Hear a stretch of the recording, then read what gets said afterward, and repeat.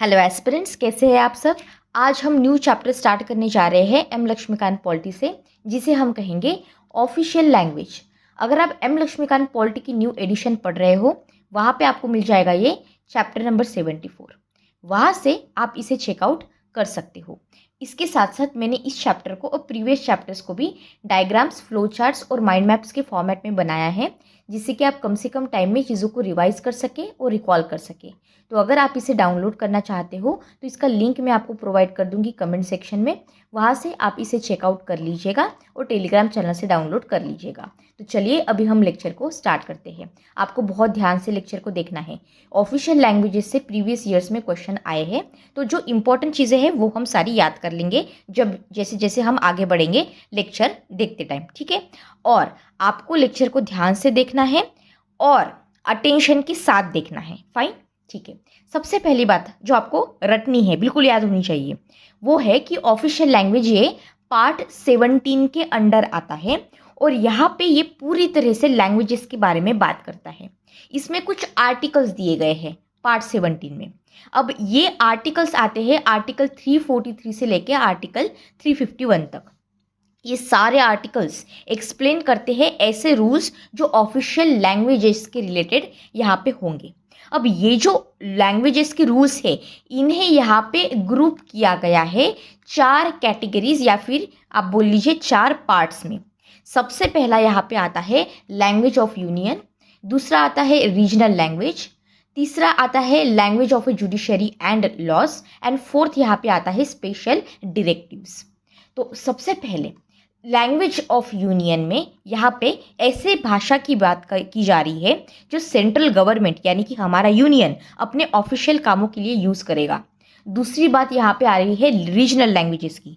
ये बात कर रहा है ऐसी भाषाएं जो कि हमारे स्टेट्स यूज़ करेंगे और जिन्हें रिकॉग्निशन मिला है, ऐसी रीजनल लैंग्वेजेस जिन्हें रिकॉग्निशन मिला है। थर्ड यहाँ पे आता है लैंग्वेज ऑफ जुडिशरी लॉ। अब यहाँ पे ये एक्सप्लेन करता है कि ऐसी कौन सी लैंग्वेज होगी जो हमारा कोर्ट यूज़ करेगा और कौन सी लैंग्वेज में यहाँ पे लॉ को लिखा जाएगा।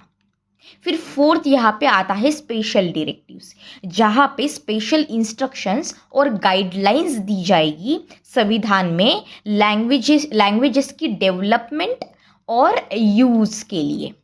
फाइन, अब हम लैंग्वेजेस के बाकी की इंपॉर्टेंट चीज़ें देख लेते हैं। सबसे पहले तो हम ऑफिशियल लैंग्वेजेस के बारे में बात करेंगे।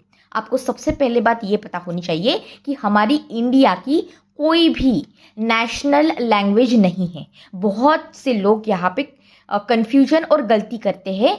उन्हें लगता है कि हिंदी या फिर इंग्लिश ये हमारी नेशनल लैंग्वेज है। तो we don't have any kind of national language, we have official languages. Okay, अब सबसे पहली बात, हिंदी जो है हमारी कौन सी पर, देवनागरी स्क्रिप्ट में, वो हमारी ऑफिशियल लैंग्वेज है सेंट्रल गवर्नमेंट की। अब यहाँ पे देवनागरी स्क्रिप्ट मतलब क्या, जैसे कि ये देखो भारत, ये मैंने लिखा, ये हो गई Devanagari script, right.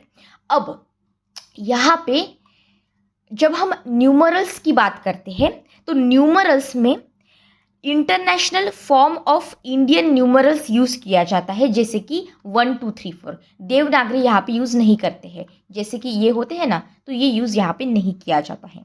But what about English, तो देखो इंग्लिश की तो यहाँ पे स्टोरी ही चली है जब से हमें इंडिपेंडेंस मिली है। अब सबसे पहली अगर बात करूँ तो ये आता है 1950 से लेके 1965 तक, जहाँ पे 15 सालों के लिए इंग्लिश को कंटिन्यू किया गया था ऑफिशियल यूनियन के कामों में। फाइन, तो ऐसा क्यों किया गया, क्योंकि आपको पता है 1947 में हमें यहाँ पे इंडिपेंडेंस मिली। इससे पहले ब्रिटिशर्स हमारे ऊपर राज किया करते थे। अब कामों में, हमारे गवर्नेंस में पहले से ही ऑफिशियली इंग्लिश लैंग्वेज को यूज़ किया गया था। So that is why English was already being used before 1950. Therefore, for the convenience purpose यहाँ पे इसे कंटिन्यू किया गया। फाइन, अब वो तो था वैसे प्राइमरी रीज़न। प्लस यहाँ पे नेक्स्ट क्वेश्चन ये आया कि can English continue even after 1965? तो हाँ, यहाँ पे 15 सालों के बाद पार्लियामेंट ने अलाउ किया कि इंग्लिश को हम कंटिन्यू करेंगे स्पेसिफिक ऑफिशियल पर्पजेस के लिए। फिर बात आती है यहाँ पे ऑफिशियल लैंग्वेज कमीशन की, जो कि 5 साल और 10 साल के बाद यहाँ पे आया था। तो आफ्टर 5 ईयर्स मतलब 1955 और आफ्टर 10 ईयर्स मतलब 1960। ठीक है, मतलब ये 1950 से मैं यहाँ पे काउंट कर रही हूँ, ये देखो ऐसे। ठीक है, 5 ईयर्स और 10 ईयर्स। तो प्रेसिडेंट यहाँ पे ये बोला गया है कि president must appoint a commission under what? Official language है कमीशन के अंडर। अब यहाँ पे कमीशन रिकमेंडेशन देंगे किस किस चीज़ के ऊपर? सबसे पहला यहाँ पे रीज़न देखो लिखा हुआ है, हमें हिंदी भाषा को जो यूज़ है उसे बढ़ाना है, जो इंग्लिश लैंग्वेज है उसका यूज़ कम करना है, और जो बाकी की लैंग्वेजेस है यहाँ पे उसकी जो लैंग्वेज रिलेटेड मैटर है वो सारे यहाँ पे एड्रेस किए जाएंगे। ये सारी बातें यहाँ पे बोली गई। फिर यहाँ पे पार्लियामेंट्री कमिटी, ठीक है, या फिर आप ऐसे बोलो a committee of the parliament ने एग्जामिन किया कमीशन के इन सारे रिकमेंडेशंस को, और ये सारे जो व्यूज़ है ये हमारे ऑनरेबल प्रेसिडेंट को यहाँ पे भेजे गए। तो अगर ऐसे बोलना हो कि एक्चुअली व्हाट हैपेंड, तो आप ऐसे कह सकते हो कि 1955 में यहाँ पे हमारे ऑनरेबल प्रेसिडेंट ने अपॉइंट किया ऑफिशियल लैंग्वेज कमीशन को। किसे अपॉइंट किया? ऑफिशियल लैंग्वेज कमीशन को। अब ये जो है ये किया गया था, ये देखिए, फर्स्ट बीजी खेर के अंडर। ऑलराइट, फिर 1956 में यहाँ पे कमीशन ने अपनी जो रिपोर्ट है ये सबमिट कर दी। सही सी बात है, अगर आप लॉजिक के साथ भी देखो तो यही होगा। कमीशन आने के बाद रिपोर्ट यहाँ पे रिकमेंडेशंस होगी, रिपोर्ट सबमिट की जाएगी। फिर यहाँ पे 1957 में पार्लियामेंट्री कमेटी, यहाँ पे नाम याद रखना, जीबी पंत जी के अंडर, यानी कि गोविंद बल्लभ पंत जी के अंडर यहाँ पे इसको एग्जामिन किया गया। फिर 1960 की बात है जब सेकंड कमीशन आया, okay, which constitution expected anyways but was not appointed. ठीक है, so a second commission was not appointed. फिर यहाँ पे ऑफिशियल लैंग्वेजेस एक्ट, ये तो आपको बिल्कुल पता ही होना चाहिए। ऑफिशियल लैंग्वेजेस एक्ट कब का है? 1963 का है। ओके, अब पार्लियामेंट ने लॉ को पास किया, वेरी इंपॉर्टेंट। इंग्लिश को कंटिन्यू किया गया इवन आफ्टर 1965। ओके, ईयर याद रखिएगा, 1965 के बाद भी इसे कंटिन्यू किया गया अलॉन्ग विथ हिंदी। तो यहाँ पे इंग्लिश और हिंदी दोनों भी चल रही थी। इंग्लिश यहाँ पे काम कर रहा था जो ऑफिशियल काम होते थे यूनियन के, उसके लिए, और जो बिजनेसेस होते थे पार्लियामेंट में उसके लिए, और English use allowed without a time limit. तो ये यहाँ पे इनडेफिनेटली रखा गया। फिर यहाँ पे अमेंडमेंट आता है 1967 का, जहाँ पे हमारे हिंदी और इंग्लिश दोनों को भी compulsory together in some cases ऐसे बोला गया। So made English plus Hindi compulsory together in same cases, यहाँ पे 1967 के अमेंडमेंट से यहाँ पे आया है। फाइन, अब हम रीजनल लैंग्वेजेस के बारे में देख लेते हैं। फाइन, या फिर आप बोलो इंडियन लैंग्वेज की पॉलिसीज। अब यहाँ पे हमारा संविधान किसी भी स्टेट की ऐसे fix state official language fix नहीं करता है। सो ये पॉइंट अगर स्टेटमेंट में कहीं पे बोल ले, देखो यहाँ पे लेट से स्टेटमेंट में लिखा है, स्टेटमेंट ए में, कि constitution does not fix state official language, तो then it is a true statement. Okay, तो संविधान हमारा डिसाइड नहीं करता है कि कौन सी ऐसी लैंग्वेज स्टेट को ऑफिशियली यूज़ करनी चाहिए। ये सिर्फ और सिर्फ रूल्स देता है। क्या देता है? रूल्स बताता है कि स्टेट को क्या, कैसे, क्या चीज़ें चूज़ करनी है वगैरह वगैरह। अब सबसे पहली बात तो स्टेट यहाँ पे अगर चाहे तो अडॉप्ट कर सकते हैं किसी भी भाषा को अपने स्टेट में यूज़ करने के लिए, या फिर हिंदी को भी यहाँ पे यूज़ किया जा सकता है अनटिल द स्टेट चूज़। जब तक स्टेट चूज़ नहीं कर लेता तो English will continue as a official language of that state. Then बहुत सारे ऐसे स्टेट्स हैं जिन्होंने अपनी मेजर रीजनल लैंग्वेज को ही यहाँ पे एक्सेप्ट किया है, ठीक है, इसे ही यूज़ करते हैं. State is not a restricted to the 8th schedule languages. Okay, they can choose any languages. तो यहाँ पे आपको कन्फ्यूजन हो सकता है. सबसे पहली बात तो आपको ये पता होना चाहिए कि हमारे जो शेड्यूल है उसमें जो 8th शेड्यूल होता है ये लैंग्वेजेस के बारे में बात करता है. तो इसमें जो चीज़ें दी गई है तो स्टेट को कंपलसरी नहीं है कि यहाँ पे शेड्यूल 8 में जो चीज़ें लिखी गई है उसे ही कंपलसरीली फॉलो करना हो, ऐसा नहीं होता है. फाइन. दूसरी बात, लैंग्वेजेस फॉर कम्युनिकेशन. अब कम्युनिकेशन मतलब यहाँ पे मैं यूनियन और स्टेट के बीच, ठीक है, इन दोनों के बीच, यूनियन और स्टेट के बीच या फिर स्टेट और स्टेट के बीच ऐसे बात कर रही हूँ, ठीक है. सो अभी के लिए तो इंग्लिश को as a union official languages बताया गया है. ये लिंक्ड है. ये मतलब आप ऐसे कह सकते हो कि हमारा इंग्लिश यहाँ पे लिंक के जैसे काम कर रहा है यूनियन और स्टेट के बीच और स्टेट बाकी के जो स्टेट्स है उसके बीच. But 2 or more states can agree to use Hindi instead of English for the communication. Okay, official languages act 1963 का जो रूल है यहाँ पे, ईयर याद रखिएगा 1963, ये कहता है कि English must be use between union and non Hindi states. Okay, non Hindi states plus अगर हिंदी स्टेट है कोई और वो कम्युनिकेट करता है with non Hindi state in Hindi, तब यहाँ पे इंग्लिश ट्रांसलेशन अटैच किया जाएगा. तो ये एक फैसिलिटी यहाँ पे होती ही है. प्लस यहाँ पे जो लिंग्विस्टिक माइनॉरिटीज़ है हमारी कंट्री में उनका प्रोटेक्शन प्रोवाइड किया गया है. अगर कोई लार्ज सेक्शन है हमारी कंट्री में सिटीजन्स का किसी पर्टिकुलर स्टेट में जो डिमांड कर रहे हैं कि हमारी लैंग्वेज को आप रिकॉग्निशन मिलना चाहिए क्योंकि वो एक लिंग्विस्टिक लैंग्वेज है, तो यहाँ पे हमारे ऑनरेबल प्रेसिडेंट डायरेक्ट कर सकते हैं किसी भी स्टेट को कि वो ऑफिशियली रिकॉग्नाइज करे उस लैंग्वेज को.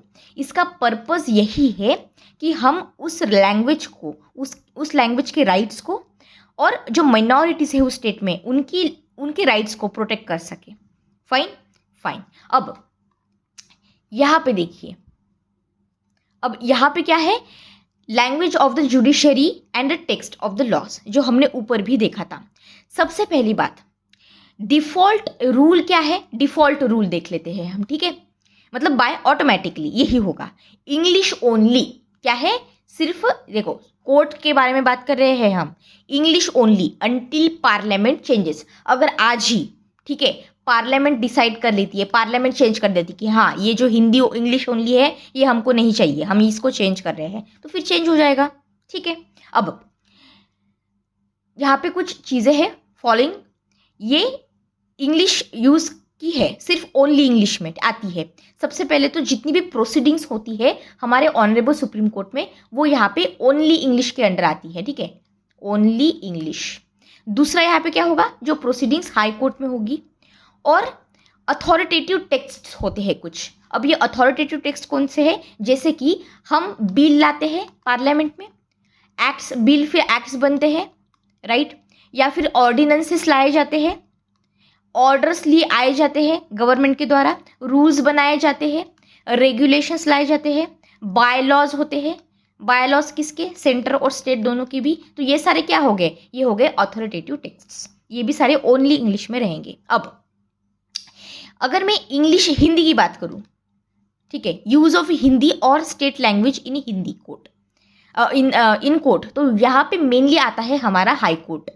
फाइन, पर ये लिमिटेड है, ये चीज़ कैसी है, लिमिटेड है. जो हमारे गवर्नर होते हैं यहाँ पे with president's permission of course, तो यहाँ पे प्रेसिडेंट की कंसेंट रहेगी या फिर परमिशन रहेगी.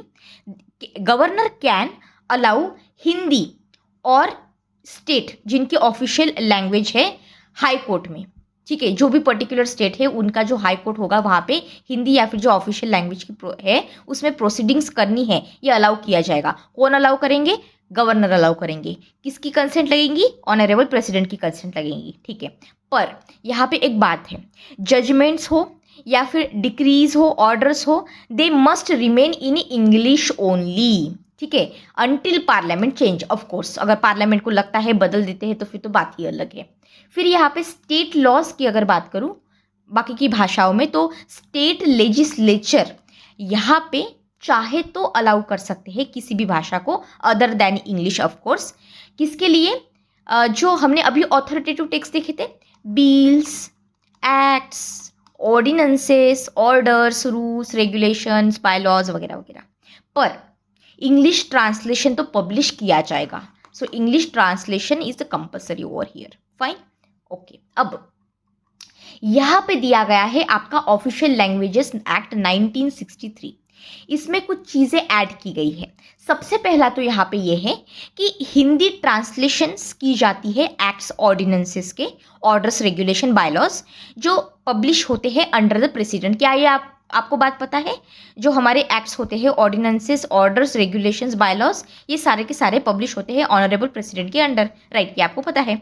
तो ये सारे ऑथोरिटेटिव टेक्स्ट हो गए, राइट? अब ये तो पहला पॉइंट।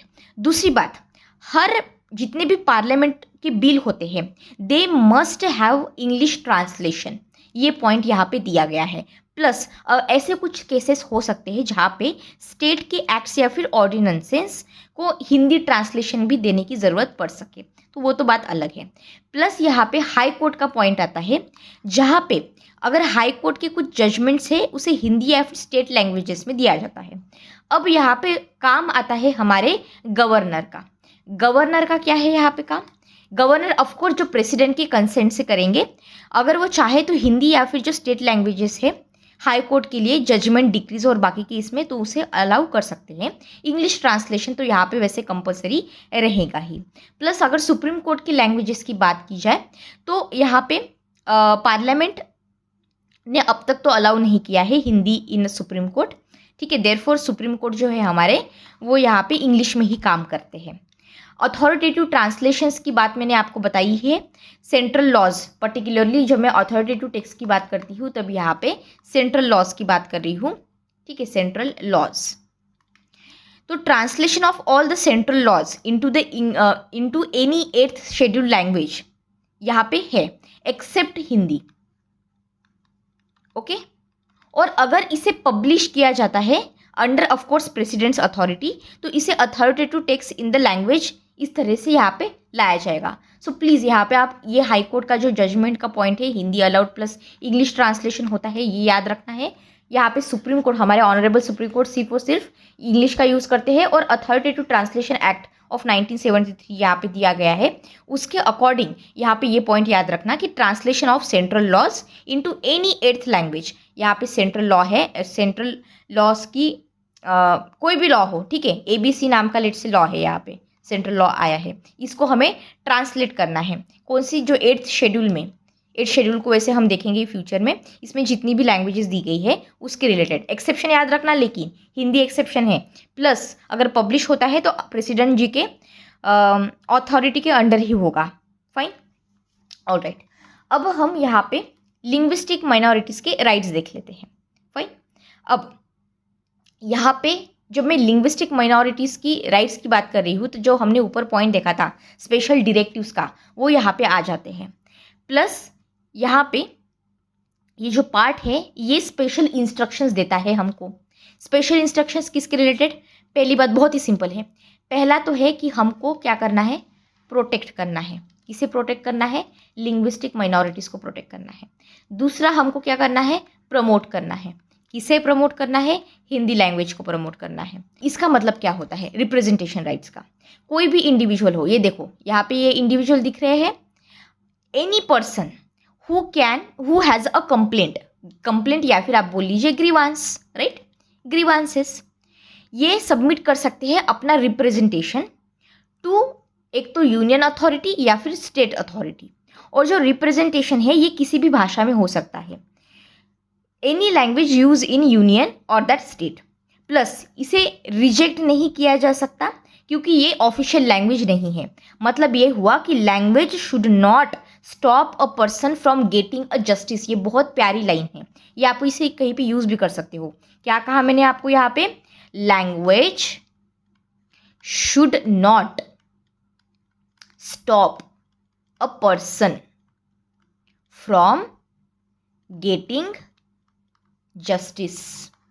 समझ में आया? This impediments should not exist. अब दूसरा पॉइंट यहाँ पे है मदर टंग के एजुकेशन का। मदर यहाँ पे हर एक स्टेट में और लोकल अथॉरिटीज जो है they must provide facilities.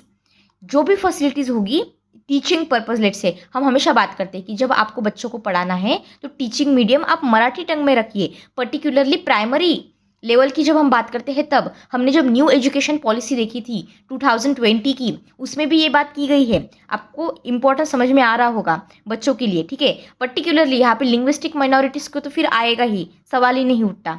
Plus यहाँ पे प्रेसिडेंट अगर चाहे तो डायरेक्शन दे सकते हैं स्टेट्स को इस चीज़ के रिलेटेड। एम यही है कि हमें लैंग्वेज और कल्चर की जो है माइनॉरिटीज़ का, उसे प्रोटेक्ट करना है। सही बात है। तीसरी बात यहाँ पे आती है स्पेशल ऑफिसर की for linguistic minorities. President appoint कर सकते हैं स्पेशल ऑफिसर को लिंग्विस्टिक माइनॉरिटीज़ के लिए। इनकी अगर ड्यूटीज़ की बात करूँ तो ये इन्वेस्टिगेट करते हैं ऐसे मैटर्स जो कि कॉन्स्टिट्यूशनल सेफगार्ड्स के रिलेटेड है। कॉन्स्टिट्यूशनल सेफगार्ड्स किसके? लिंग्विस्टिक माइनॉरिटीज़ के ऑफकोर्स। और फिर इन सारी चीज़ों को रिपोर्ट किया जाता है हमारे ऑनरेबल प्रेसिडेंट को, और प्रेसिडेंट फिर इसको प्लेस करते हैं, इस रिपोर्ट को प्लेस करते हैं पार्लियामेंट के सामने, ठीक है। और फिर इसे भेजा जाता है कंसर्न गवर्नमेंट्स को भी। तो ये जो मतलब टिपिकल प्रोसेस है जो हमने प्रीवियस बहुत सारी बॉडीज़ में भी देखी है, वो यहाँ पे भी फॉलो होती है। अब हम हिंदी लैंग्वेज के डेवलपमेंट देख लेते हैं, या फिर एनरिचमेंट बोल लीजिए, ओवर द टाइम कैसे कैसे हुई है। बस स्टोरी के फॉर्मेट में याद रखना है, आपको ज़्यादा टाइम नहीं गंवाना है यहाँ पे। अब अगर ड्यूटी की बात करूँ सेंटर के, सेंटर ड्यूटी बोल लीजिए आप। So constitution gives a duty to the central government to first, आप प्रमोट कीजिए, ठीक है, और स्प्रेड कीजिए हिंदी को, प्लस हिंदी को डेवलप कीजिए जिससे कि वो लिंगुआ फ्रांसा बन सके। क्या बन सके? Lingua François. इसका मतलब क्या होता है? कॉमन लैंग्वेज इंडिया के कंपोजिट कल्चर की। हमारा कल्चर कैसा है? हमारा कंपोजिट कल्चर है, कितनी सारी डाइवर्सिटी है यहाँ पे। फाइन। तो मतलब in Hindi should become a language that connects people of a different cultures. ये भी आप सिंपल इसमें बोल सकते हो।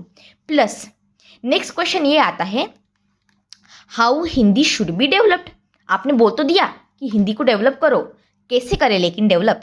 तो सेंटर यहाँ पे सबसे पहले तो फॉर्म्स की बात कर रहा है। फॉर्म्स, स्टाइल, एक्सप्रेशंस, ठीक है। अब ये सारी चीज़ें ली जा रही है हिंदुस्तानी से लैंग्वेज, ठीक है। अब ये बाकी के हमारे 8th शेड्यूल में जो लैंग्वेजेस है उसे भी यहाँ पे इंक्लूड किया गया है।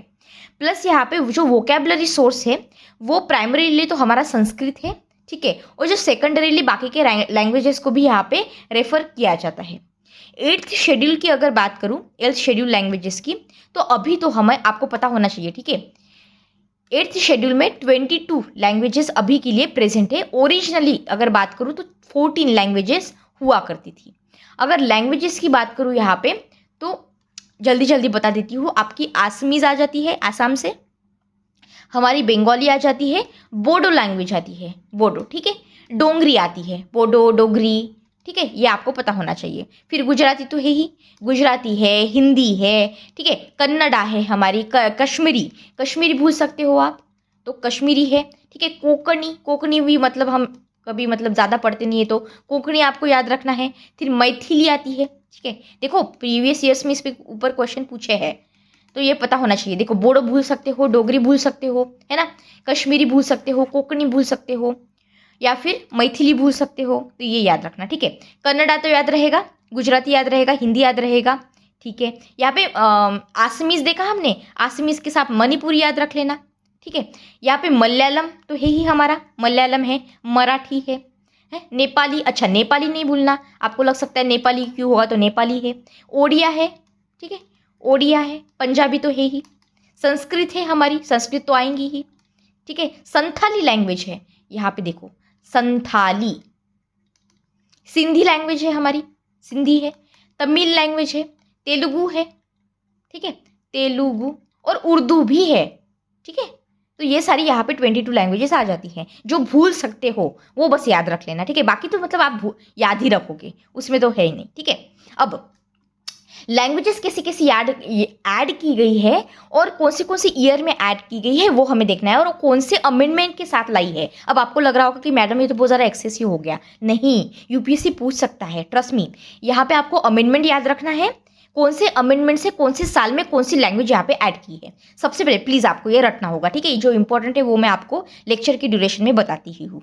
तो सबसे पहले जो यहाँ पे आता है वो 21st अमेंडमेंट आया था, 1967 में आया था, जब यहाँ पे सिंधी को ऐड किया गया था 8th शेड्यूल में, ठीक है। फिर यहाँ पे 71st, ठीक है, या फिर 71st जो अमेंडमेंट है 1992 में लाया गया था। इसमें यहाँ पे कोंकणी, मणिपुरी और नेपाली 3 लैंग्वेजेस को ऐड किया गया था। फिर यहाँ पे आता है 92nd अमेंडमेंट। अब यहाँ पे 2003 में और 4 लैंग्वेजेस को ऐड किया गया, बोडो, डोगरी, मैथिली और संथाली। ऑलराइट, अब ऑब्जेक्टिव्स के बारे में बात कर लेते हैं। आपको पता है हमने अभी ऊपर देखा था ऑफिशियल लैंग्वेज कमीशन। तो क्वेश्चन ये आता है कि why languages are in 8th schedule. आपने 8th शेड्यूल में इसको ऐड क्यों किया? 2 ऑब्जेक्टिव्स है। पहला, रिप्रेजेंटेशन मिल जाए ऑफिशियल लैंग्वेज कमीशन में, और दूसरा, कोई भी भाषा हो उसका फॉर्म, स्टाइल या फिर एक्सप्रेशंस जो होते हैं उसके एनरिचमेंट में हेल्प हो, ठीक है, हिंदी लैंग्वेज के। सो ये एक यहाँ पे ऑब्जेक्टिव था और इसलिए हमने यहाँ पे इसे लाया। अब कमिटी यहाँ पे देखनी है, committee of the parliament on the official language. अब यहाँ पे क्वेश्चन ये आता है कि why this committee was created. सबसे पहले जो हमारा ऑफिशियल, ठीक है, ऑफिशियल लैंग्वेज एक्ट है 1963 का, इसके अंडर इसे क्रिएट किया जाता है। पर्पस वही है, सिंपल, कि हम हिंदी भाषा की जो प्रोग्रेस है उसे जो यूनियन के ऑफिशियल वर्क में यूज़ की जाती है उसे चेक करेंगे। पर्पस इसका ये है कि हिंदी ऑफिशियल लैंग्वेज ऑफिशियल कामों के लिए अच्छे से यूज़ हो सके। अब आपको पता होना चाहिए कि इसको एक्चुअली फॉर्म किया गया था 1976 में। अब इसका कंपोजिशन देख लेते हैं। कंपोजिशन में देखो, ये देखो यहाँ पे कंपोजिशन लिखा हुआ है। सबसे पहले 30 मेंबर्स होते हैं। यहाँ पे कितने मेंबर्स होते हैं? 30 मेंबर्स। ये देखो यहाँ पे लिखा हुआ है 30 मेंबर्स। अब ये कौन से हैं? मेंबर ऑफ पार्लियामेंट्स है ये सारे के सारे। 20 तो यहाँ से लोकसभा से आते हैं और 10 यहाँ पे राज्यसभा से आते हैं।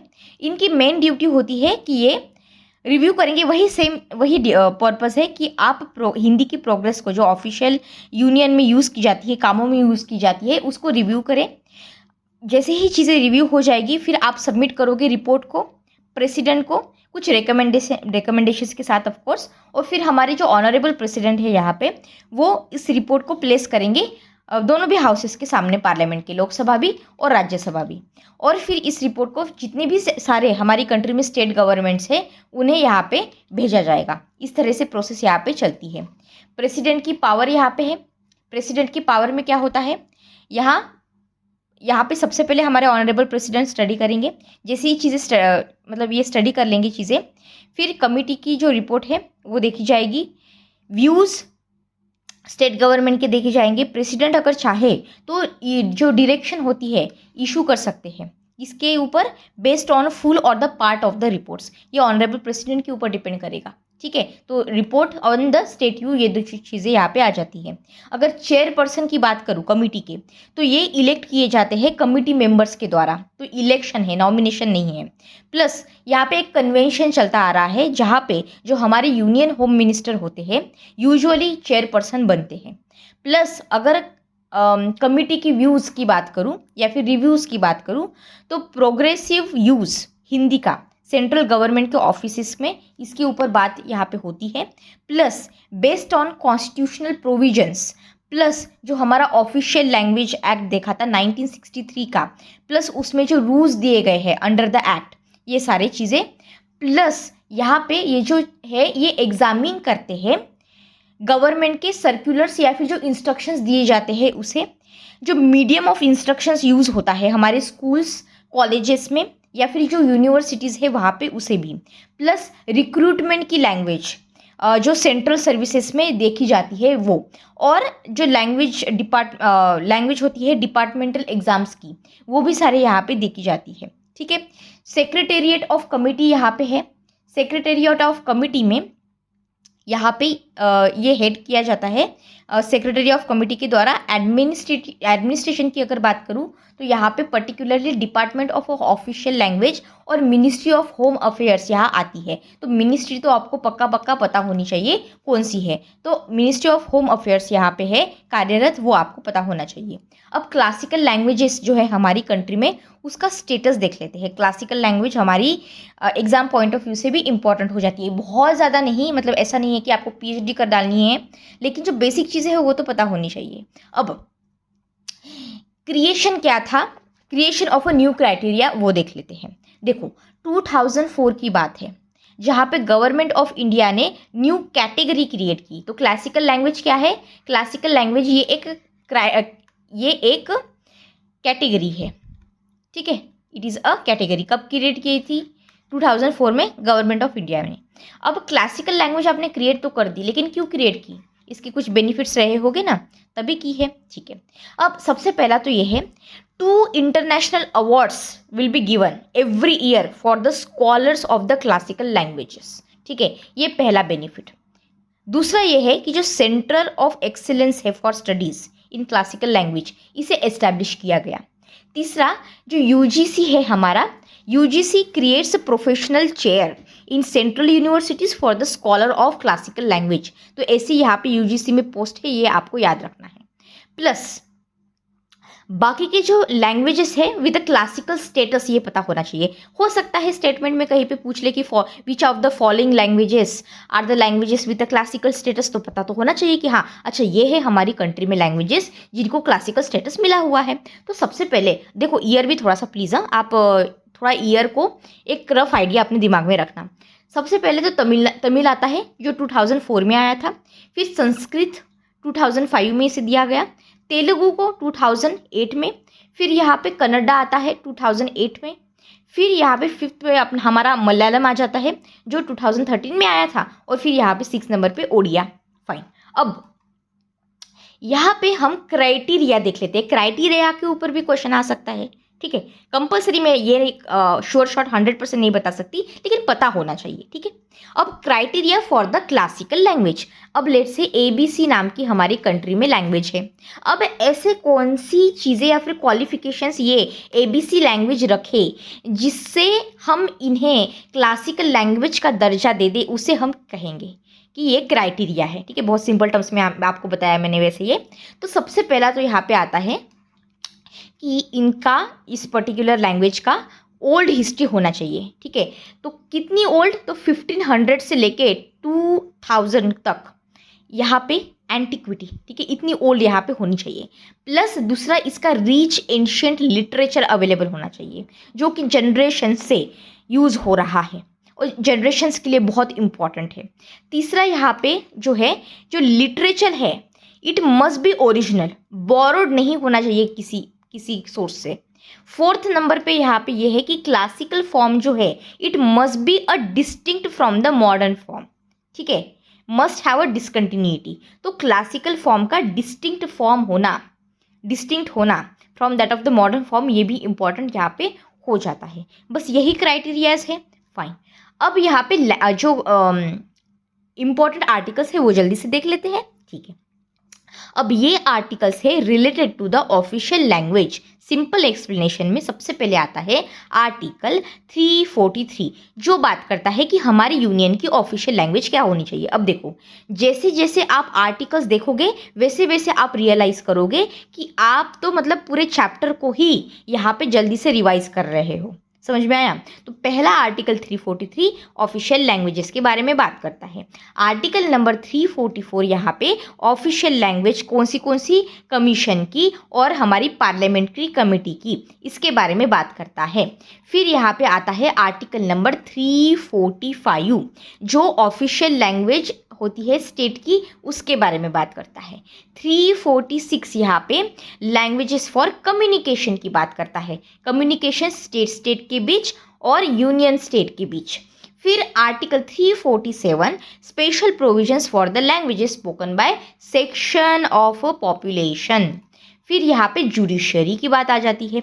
जुडिशरी में 348 यहाँ पे बात करता है ऐसी भाषाएं जो हमारे honourable supreme court, high court use करेंगे, प्लस ऑथोरिटेटिव टेक्स्ट जैसे कि बिल और एक्ट्स में यूज़ किए जाएंगे। फिर 349 यहाँ पे स्पेशल प्रोसीजर के बारे में बात करता है जो लैंग्वेज रिलेटेड लॉस में यूज़ होती है। फिर 350 यहाँ पे बात करता है लैंग्वेज फॉर रिप्रेजेंटेशन, यानी कि जो ग्रीवांसेस का पॉइंट हमने देखा था वो वाला पॉइंट। फिर यहाँ पे आर्टिकल 350A आ जाता है जो कि मदर टंग के बारे में बात करता है कि हमें प्राइमरी लेवल पे मदर टंग में यहाँ पे एजुकेशन प्रोवाइड करना है बच्चों को। ये डायरेक्टिव्स के अंदर आ रहा है, स्पेशल डायरेक्टिव्स जो हमने 4th हेडिंग देखा था, राइट। ये देखो आपको अभी समझ में आ रहा होगा ये टेबल जो फ्लो चार्ट से, ये पहला हो गया, ये पहला कैटेगरी हो गई, ये दूसरी रीजनल की जो हमने ऊपर देखा था, मैंने आपको बहुत डिटेल में समझाया भी था, ये 3rd नंबर का हो गया और ये 4th नंबर का हो गया। समझ में आ रहा है ना आपको? ठीक है। फिर यहाँ पे 350A देख लिया। 350B में क्या है? Special officer for the linguistic minorities, very good. और 351 में यहाँ पे आता है डेवलपमेंट ऑफ, या फिर जो डायरेक्टिव्स दिए गए हैं हिंदी के डेवलपमेंट में। Okay fine, okay. अब यहाँ पे इस तरह से हमने पूरे चैप्टर को कंप्लीट कर लिया है। अगर कोई क्वेरी है तो आप मुझे कमेंट सेक्शन में बताइए, I will try my best to solve those problems, ठीक है। अगर आपको मेरा काम पसंद आता है तो प्लीज़ लाइक कीजिए, सब्सक्राइब कीजिए, आपके दोस्तों के साथ शेयर कीजिए और अच्छे से पढ़ाई करते रहिए without taking any kind of stress. Thank you so much and God bless you all.